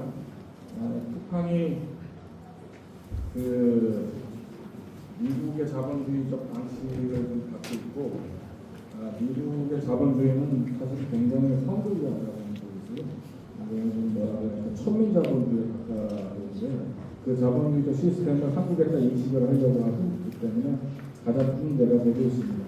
이 문제는 법을 하나 만드는 게 국내법이지만 특히 다국적 기업과 싸우는 데 있어가지고는 풍상압력이 작용하기 때문에 충분히 협의하고 논의하면서 설득하지 않으면 풍상압력을 받습니다. 쿠팡 문제는 미국에서 공공연히 저희 을지로위원회나 이런 데다가 정무위원회나 이런 데다가 메시지 겁니다. 이날 그런 거 온라인 플랫폼 하거나 쿠팡을 억압을 하면 슈퍼 301조를 검토하겠다. 슈퍼 301조 받으면 대한민국 경제가 굉장히 어렵죠. 그러니까 우리가 그들을 설득하는 데 시간이 많이 걸리는 겁니다. 근데 개별적으로 사람을 많이 욕해본 적은 없지만 김범석이라는 사람이 정말 나쁜 놈입니다. 피는 한국 피인데 국적은 미국이고 한국에 들어오질 않고 미국 조회가 계속 돈을 내면서 로비를 합니다. 미국의 힘 갖고 지금 계속 싸우고 있는 겁니다. 뒤에 김범석 뒤에는 김범석의 후원을 받는 미국의 조회 정치인들이 있습니다. 그러다 보니까 저희가 함부로 하지 못하고 있다. 또 한 가지 여기 정서적인 걸 들리라 가지고 구글이나 애플까지 같이 묶여 있습니다.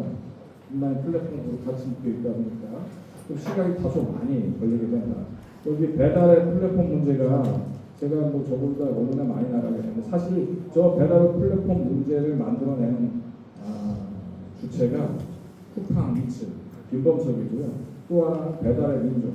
배달의 민족은 사실 한국 회사가 아닙니다. 아시죠? 이미 독일 델리버리 히어로로다가 판매, 매각된 지가 굉장히 오래됐습니다. 그래서 외국 기업 틈바구니에서 국내 자영업자, 외식업체가 껴있다 보니까 저게 굉장히 힘든 겁니다. 이렇게 이해를 해주시고 그렇지만 배달 플랫폼 문제는 해결될 수 있다. 뭐 100% 만족은 못하겠지만 상당 부분 좀 진척이 돼서 진행이 되고 있습니다. 그다음에 이 가맹점주 중에서 청주에 제가 이제 언론에는 다 내지는 않았지만 그 체인점을 매일 하시는 분들이 좀 있습니다. 그 다이소, 그다음에 빵집 중에 파리바게트, 뭐 정관장, 대리점 하시는 분 중에 뭐 계약상 불이익을 보는 분들은 한 분 한 분 제가 좀 해결을 좀 해드렸습니다. 그분들께서 소문나지 않기를 원했고 회사 측에서 또 소문내지 않기를 원합니다. 왜냐하면 이 사람한테 해줬는데 다른 이제 대리점주가 알게 되면 해달라고 하니까 못하겠다 해서 제가 언론에는 안 했지만 상당히 여러 번을 해결을 했습니다. 그리고 요즘에는 그 자동차 정비하는 업체들이 굉장히 힘듭니다.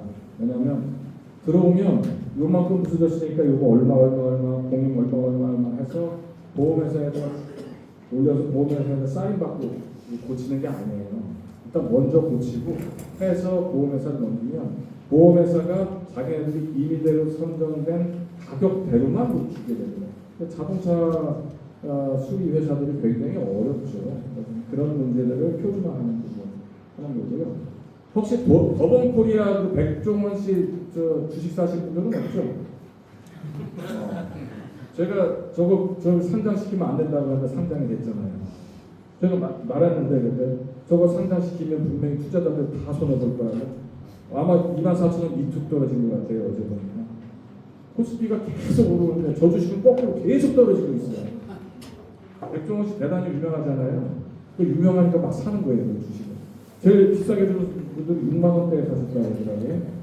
그때 이후로 한 번도 올라간 적이 없습니다. 하루 이틀만 올라가지 계속 밑으로 주고 있습니다. 왜냐고요? 너무 교만한 거죠. 난 저렇게 교만한 사람 본 적이 없어요. TV에서 허상만 보여주고 있습니다. 국회에 들어오지 않습니다. 대기업 오너들 국회 들어오라고 하면 비공식적으로 거의 다 왔다는 거예요. 그리고 특히 이강욱이나 몇 명 의원들은 사실 기업하는 사람들이 와서 저승사자 같거든요. 협의하러 오라고 하면 사실은 다 비공식적으로 왔다 갑니다. 자기네 회사 입장에 하고 앞으로 얼마의 기간이 필요하고 이렇게 좀 기다려달라고 이러는데 한 번도 안 들어와요. 정말 나쁜 차. 그런 문제가 있고 청주에 저 홈플러스 때문에 성안점이 문을 닫을 거 요번에 닫지 않게 잘 조치를 했습니다. 근데 홈플러스도 MBK라는 사모펀드에 있고 청주 성안점 건물주도 사모펀드예요. 그래서 홈플러스 MBK가 청주 홈플러스 건물 주인한테 임대료를 50% 해주지 않으면 폐점하겠다 했고요. 이쪽에서 양보를 하는데 30%까지 디스카운트 해줄 테니 30%에 계약하자. 안 된다. 그래서 중간 지점이 40%에서 협약을 맺었고 이 협약을 맺는데 자기들끼리만 못합니다. 이미 법원으로 넘어갔기 때문에 법원의 허락이 딱 찍혀야지만 가능한데 법원에서 성안점 40%로 인정하고 나서 일단은 폐점을 막았습니다. 이거 이제 에피소드가 있었죠. 굉장히 서운했던 건데 성안점 가가지고 제가 이 성안점 폐점 안 되게 노력을 하고 있는데 성안점에 그 들어가 있는 입주자 대표자분이 국힘 지지자인가 봐요. 제가 여기 가가지고 면담한 다음에 그 다음 날인가 다음 주인가 지금 청주시장을 여기 데리고 왔더라고. 청주 성안점에. 문제는 저는 가가지고 열심히 일하고 막 국회에서 일하고 MBK하고 막 만나고 이야기하고 있는데 이거는 시장은 아무런 힘이 없어요. 할 수가 없어요. 근데 시장보다 얘기해놓고 SNS에다가 시장 잘하고 이렇게 인생 잘 살피고 뭐 이렇게 막 올린 거예요. 제가 너무 서운하잖아요. 아무나 정타가 떠나서 제가 일을 하고 있는데 자기 사람을 갖다 그러다가 막 칭찬을 하니까 그래서 내가 서운하다 그랬더니 그거 또 페이스북에 또 있어요. 제가 뭐 가가지고 더불어민주당 국회의원이라 소리도 안 하고 청주시 상당부 국회의원이라고 했는데 그런 일이 좀 있었습니다. 예. 잠깐 분위기 개선을 위해서 불 좀 켜주시고요. 뒤에 있는 분은 좀 앞으로 좀 자리를 좀 이동 좀 부탁 좀 드릴게요. 예, 앞으로. 근데 지금 의정부에서 이 정도는 안 하고 계신 건 기록적입니다. 저기 여기 원하는 게안 나오는 원탑으로 게 너무 이동 좀 부탁드리겠습니다. 네. 다 끝났는데 자꾸 앞으로 좀 원탑으로 좀 와주시고요.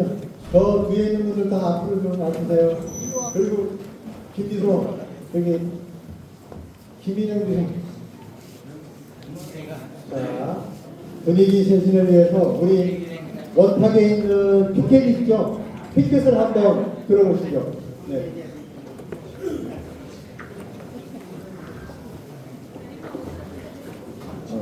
자, 요 경제정보국회의원 이강일 요 대안이 좀 보이도록 네.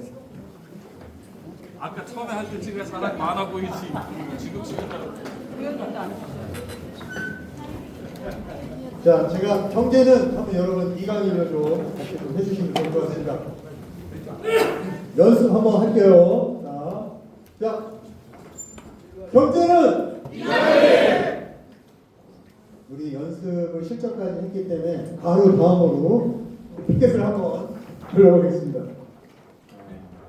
자, 우리 시민의 삶 중심. 그래서 우리 민생은 한번 또 이강일 한번 하겠습니다. 자, 민생은 이강일. 네, 다 잘 찍었죠? 네. 이어서 또 의견 보고 좀 진행. 의원님 좀 짧게 해주시면 너무 감사하겠습니다. 뭔 얘기가 재밌죠, 뭐. 사실은 이게 코스피 5천 특이를 하니까 사람들이 무슨 주식을 사야 되냐고 너무 많이 물어보세요. 아시죠? 저는 이제 주식 투자를 못해요. 갚을 돈을 쭉 팔았어요. 어머니까지 팔았어요.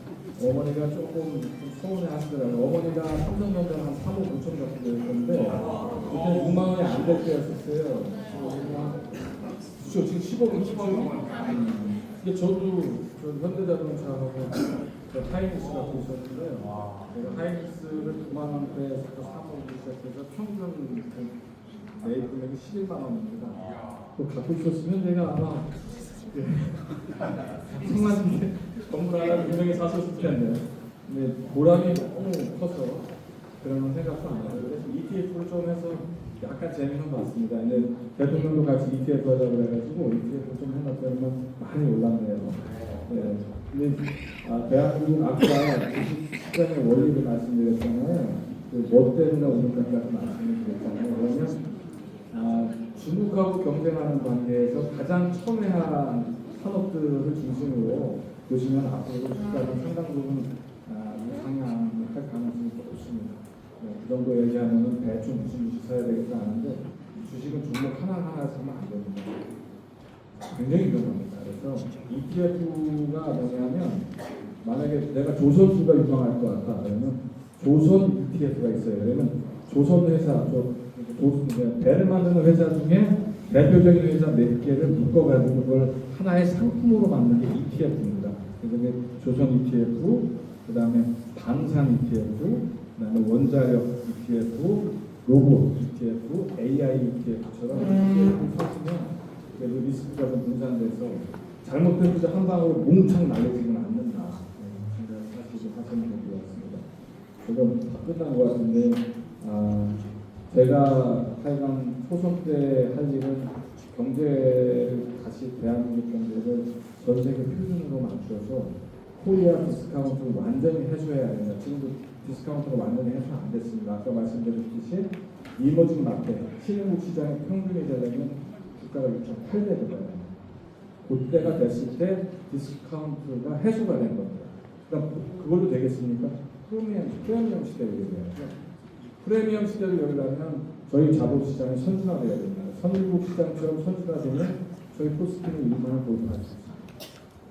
그걸 돌파하기 위해서 앞으로 무슨 일을 해야 되는지 몇 년 동안의 시나리오를 다 준비를 해놨습니다. 그 시나리오가 제가 초선에서 끝날 때 제도까지 갈지 모르겠지만 사실 3, 4년의 프로젝트가 아니라 5년 이상의 프로젝트가 필요해서 그리고 제가 초선하고 그만두겠다고 크게 뭐라고 했어요. 재선까지는 약속을 했으니까 그러니까 앞으로도 6년 더 일해야 되잖아요. 6년 정도의 프로그램이면 선진국 지수에 편입될 수 있지 않을까 하는 희망을 갖고 임하고 있습니다.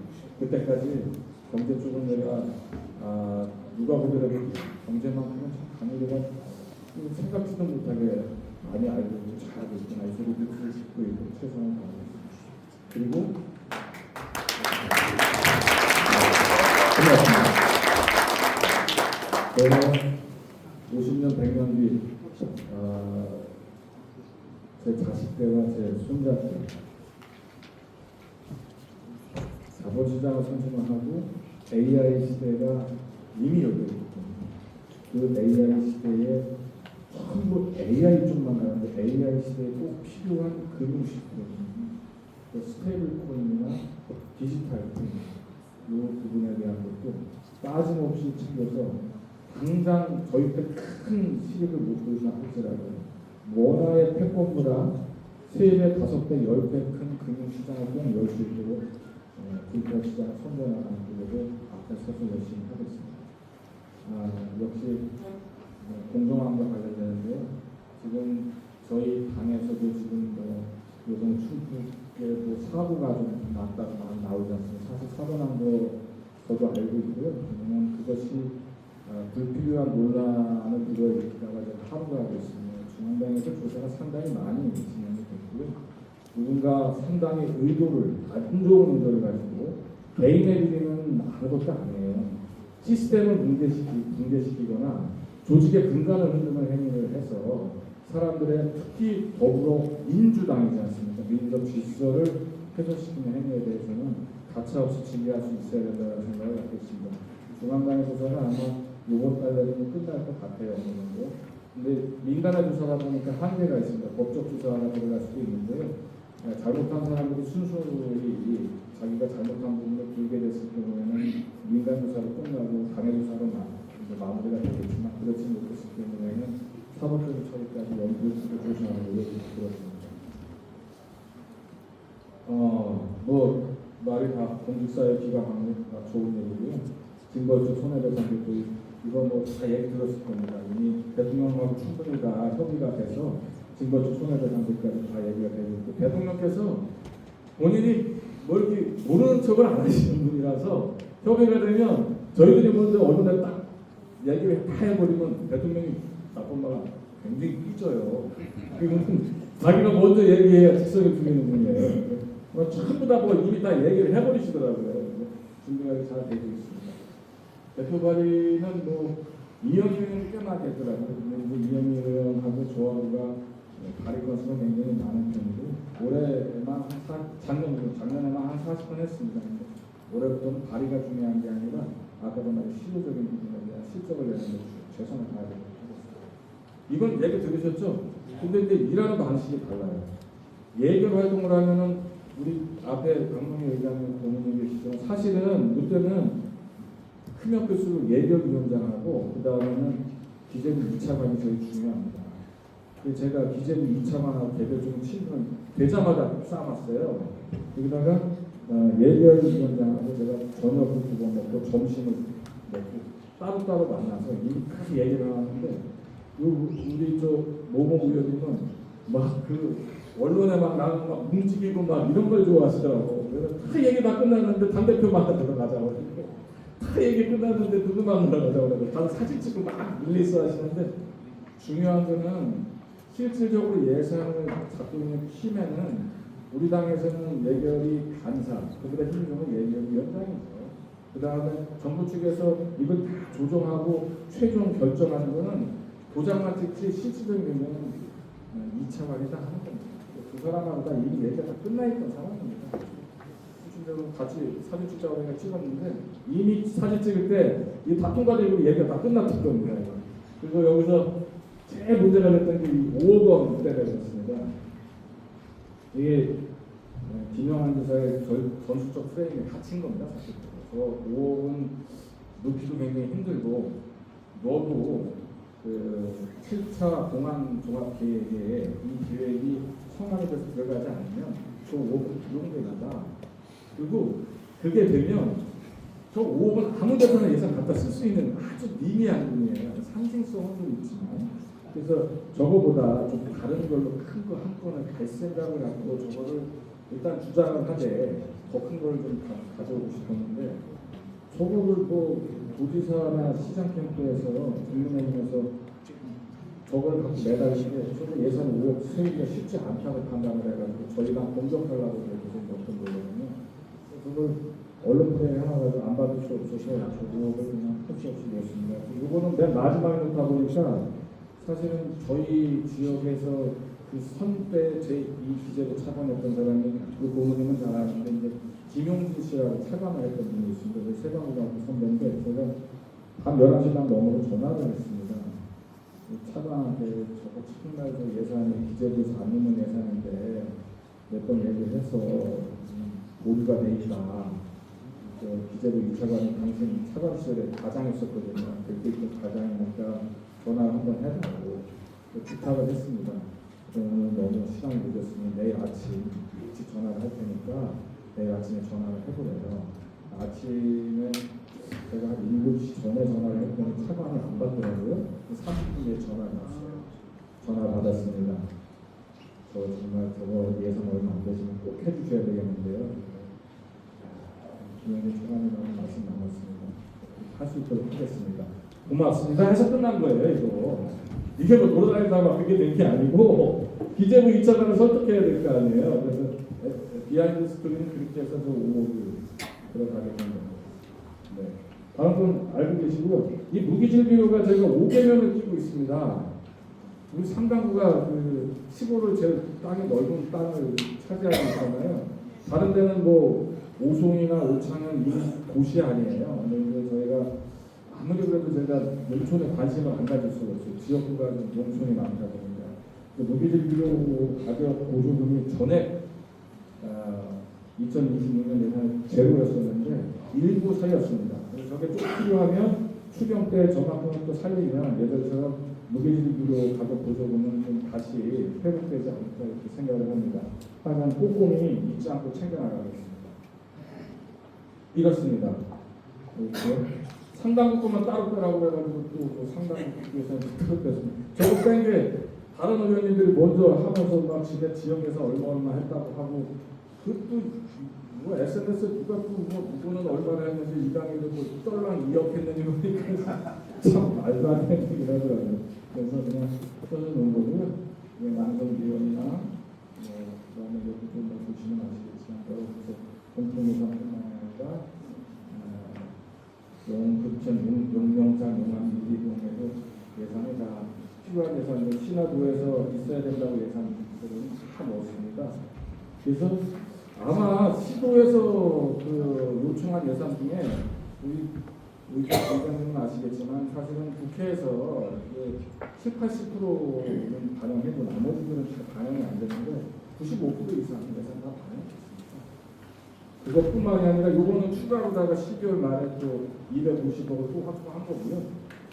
요 60억도 또 그런 형태로 또 확보를 한 겁니다. 그래서 9조 7,100 몇십억에서 이거 다 합치면 이제 9조 7,500억인데 넘는 것 같습니다. 추경까지 하면 2026년도 충분 예산은 아마 10조 원 시대를 열지 않을까 이렇게 생각을 합니다. 추경까지 생긴다면 꼼꼼히 체크해서 최초 충분 예산 10조 원 시대를 꼭 열어보겠습니다.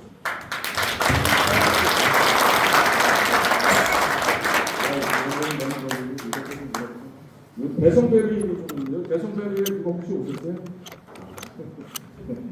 죄송합니다. 문제는 잘 해결이 된 개연성이나 가닥은 잘 잡았으니 잘 고민하시면서 가셔야 될 것 같다는 생각이 들고요. 이 부분에 대해서 너무 민감 업무에 제가 너무 세게 나서니까 굉장히 이상하게 생각하는데 사실 단일 민원사항에서 우리 상당히 제일 큰 민원이에요. 이게 1,500세대죠? 1,500세대. 제가 이 문제를 등한시할 수가 없어서 이 문제도 좀 약간 말씀을 드리면 이런 문제가 나오면 사람들은 되게 국토부를 찾아갑니다.